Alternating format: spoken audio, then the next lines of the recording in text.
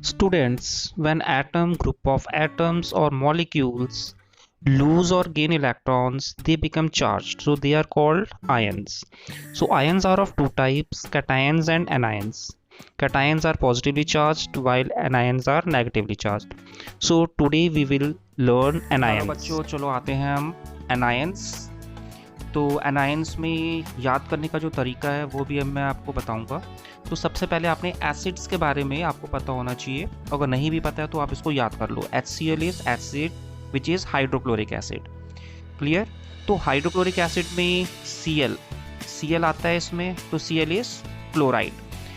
अब ये जो क्लोराइड है इसमें हाइड्रोजन कितने हैं? एक हाइड्रोजन है HCl में, इट मीन्स हमने -1 लगा देना है। इसी तरह से क्लोरीन और उसके जितने भी भाई बंधु हैं 7th ग्रुप की, क्लोरीन, फ्लोरीन, ब्रोमीन, आयोडीन, तो क्लोरीन का क्लोराइड बन गया, फ्लोरीन का फ्लोराइड बन गया, ब्रोमीन का ब्रोमाइड बन गया, ऐसे ही आयोडीन का आयोडाइड बन गया। ओके, अब एक चीज़ और आपने याद रखनी है कि जहाँ पे भी ये डी आ गया, यहाँ पे भी आप देख रहे हो डी है, यहाँ पे भी डी है, यहाँ पे भी डी है, तो जहाँ पे भी लास्ट में डी आ जाता है वहाँ पे कभी भी ओ ऑक्सीजन नहीं लगेगा। ठीक है, ऐसे ही एग्जांपल्स हम आगे भी देखेंगे। चलिए नेक्स्ट एसिड हम लेते हैं nitric acid which is HNO3। तो इसमें अगर हम H को हटा देते हैं तो उस केस में क्या हो जाएगा? NO3। तो NO3 ये हो गया हमारा NO3। अब एक H था तो हमने एक ऊपर -1 लगा देना है, तो ये हमारा बन गया नाइट्रेट। अब दिस वन इज नाइट्रेट। इसमें आप देख रहे हो कि ये दोनों T वाले हैं, मगर यहाँ पे क्या है? A है और यहाँ पे क्या है? I। तो आपको पता है A पहले आता है, I बाद में आता है, तो हमने नाइट्रेट को पहले लिखना है, नाइट्राइट को बाद में लिखना है। अब इन दोनों में डिफरेंस क्या है कि जहाँ पे भी नाइट्रेट होगा उसमें ऑक्सीजन कितने हैं? 3। अब नाइट्राइट में हमने क्या कर देना है? एक ऑक्सीजन को कम कर देना है, O3 था, यहाँ पे आ जाएगा O2, तो NO2 -1।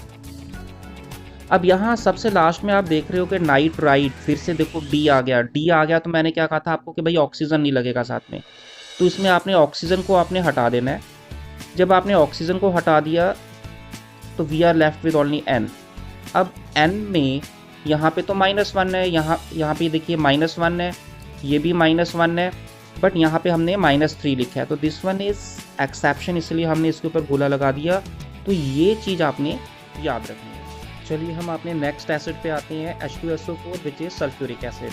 जो पहले हमने किया था HCl, HNO3, दोनों में एक H था, इसलिए वैलेंसी -1 थी उनकी दोनों में ही, मगर यहाँ पे H2 है, तो इसलिए यहाँ पे जो वैलेंसी होगी वो क्या होगी? -2। तो हमने इसमें भी वैसे ही करना है कि सल्फ्यूरिक एसिड H2SO4, H2 को आप हटा दो तो बाकी बच गया SO4 विच इज सल्फेट। अब ये सल्फेट जो है SO4 हमने ये एज सच लिख लेना है। यहाँ पे कितना था? 2 हाइड्रोजन है, इसलिए -2 वैलेंसी इसकी हो जाएगी। अब सल्फेट, देन सल्फाइड में मैंने आपको क्या कहा था कि यहाँ पे 4 है, तो यहाँ पे हमने क्या कर देना है? एक कम कर देना है, तो वो हो जाएगा SO3, वैलेंसी ऊपर वाली सेम रहेगी, -2। देन सल्फाइड में क्या था?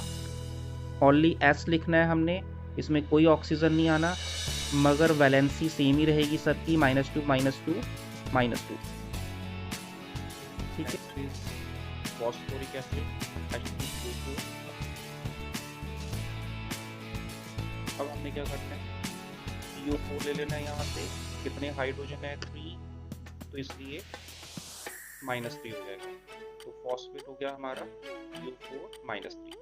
अब फॉस्फाइड में हमने एक ऑक्सीजन कम कर देना है, तो CO4 था, यहाँ पे CO3 -3 हो जाएगा। देन फॉस्फाइड में ऑक्सीजन हटा देंगे, तो P -3। अब बच्चों CO2 प्लस H2O मिलके क्या बना देते हैं? H2CO3 which is carbonic acid. तो कार्बोनिक एसिड में भी हमने क्या करना है? H2 को हटा देना है। जब H2 हट गया तो क्या बच गया? CO3। अब ये CO3 को हमने यहाँ लिख लेना है, कितना था? H2 है, तो ऊपर वैलेंसी इसकी -2 है। अब कार्बोनेट हो गया CO3-2, देन बाइकार्बोनेट या फिर दिस वन इज बाइकार्बोनेट या हाइड्रोजन कार्बोनेट, एक ही बात है। अब इसमें हमने क्या करना है, एक हाइड्रोजन आगे लगा देंगे और ऊपर से वैलेंसी इसकी एक कम कर देंगे, बाकी सब कुछ सेम रहेगा। इट मीन्स CO3 था तो हमने क्या कर दिया, H लगा दिया आगे, और बाकी क्या था CO3 हमने लिख दिया जी CO3।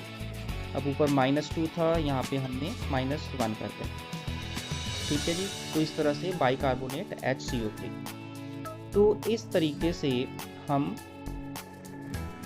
कुछ भी बना सकते हैं। अगर मान लो कि बाइफॉस्फेट दिया होगा तो आपको याद करने की ज़रूरत नहीं है, उसको रटने की ज़रूरत नहीं है।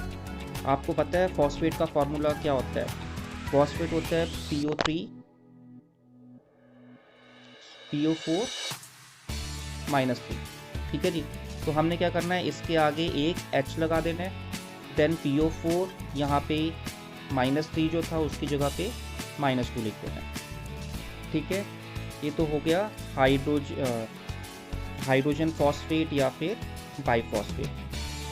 अगर मान लो कि हमने लिखना है H2PO4, अब यहाँ पे 2 H हैं तो यहाँ पे H2 यहाँ पे क्या था, -2 था, यहाँ पे हम कर देंगे -1, एक और कम कर देंगे। तो जितने हाइड्रोजन हम लगाएंगे उतने ही ऊपर माइनस कम होते जाएंगे। तो इस तरह से H2PO4 -1 हो जाएगा। ऐसे ही बाइसल्फाइट, अब बाइसल्फाइट में सल्फाइट का फॉर्मूला क्या होता है, SO3-2। ठीक है जी, तो इसमें हमने क्या करना है, H आगे लगा देना है और एक -2 था, -1 कर देना है यहाँ पे। तो इस तरह से आप बाई वाला कोई भी होगा फॉर्मूला तो उसको आप अपने आप ही बना सकते हैं। अब आपको पता है एसिटिक एसिड या विनेगर, ठीक है, तो उसका फॉर्मूला क्या होता है, CH3COOH। तो अब इसमें से जब हम H को रिमूव कर देते हैं तो we are left with CH3COO, क्योंकि एक H था तो यहाँ पे हमने -1 लगा देना है, तो ये बन गया हमारा एसिटेट। तो जितने भी केमिकल फार्मूलेज हम बनाते हैं उसमें हमेशा कैटायन पहले होता है और एनायन बाद में होता है, मगर इस एग्जाम्पल में आप देख रहे हो कि जहाँ पे भी एसीटेट आएगा वहाँ पे हमेशा एसीटेट पहले होगा, डैट मीन्स नेगेटिव वाला एनायन, और कैटायन जो होता है वो हमेशा बाद में आता है। तो यहाँ पे कैल्शियम Ca+2 है, तो ये है आपका Ca और इसकी वैलेंसी यहाँ पे 2 लग गई, और कैटायन एनायन जो है एसीटेट इसमें -1 था तो यहाँ पे इसकी वैलेंसी 1 लगाने की ज़रूरत नहीं होती, तो इसका फॉर्मूला बन गया CH3COO2Ca। आपको पता है कि H2O किससे बनता है, H+ और OH- आयन।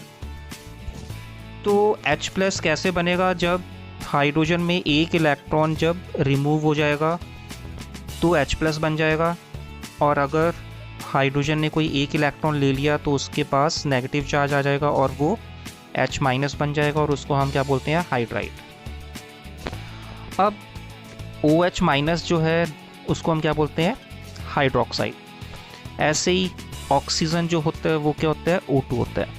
ठीक है जी, तो ऑक्सीजन से ऑक्साइड O2-, और एक है पेरोक्साइड में O2-2-। स्टूडेंट्स, अब हमने ऐसे एनायंस करने हैं जो पेयर्स में है, जैसे कि क्रोमेट हो गया और डाइक्रोमेट। अब क्रोमेट क्या है, CrO4-2। ठीक है जी, अब डाई मीन्स 2, तो हमने इसका डबल कर देना है, Cr था उसका डबल 2 हो गया। अब O4 है तो उसका डबल तो O8 होगा, बट यहाँ पे 8 नहीं लिखना, हमने 7 लिखना है, तो CrO7, उसके बाद ऊपर -2 सेम रहेगा। तो ये तो था आपका क्रोमेट डाइक्रोमेट। देन साइनाइड का हो जाएगा Cn-, और उसके आगे अगर हम S लगा देते हैं तो ये बन गया हमारा थायोसाइनाइड। ऐसे ही आपने पिंक कलर का पोटेशियम परमैंगनेट देखा होगा जो बैक्टीरिया वगैरह को किल करने में यूज़ होता है, तो आपने देखा होगा जहाँ पे भी लंगर वगैरह लग रहा होता है तो वहाँ पे ग्लासेस वगैरह साफ़ करने के लिए एक बर्तन में पोटेशियम पर मैग्नेट घुला होता है, तो उसमें जैसे ही ग्लास डिप करते हैं तो सारे बैक्टीरियाज वगैरह उससे वो फ्री हो जाता है ग्लास, तो उसको फिर से रीयूज़ कर सकते हैं। तो पोटेशियम पर मैग्नेट का फॉर्मूला होता है KMnO4। तो इसमें से K जो है ये K+ है, तो पॉजिटिव वाले को आप हटा दो, बाकी क्या बच गया MnO4। अब क्योंकि K+ था तो यहाँ पे -+1 है, यहाँ पे -1 लग जाएगा आपका, तो MnO4-।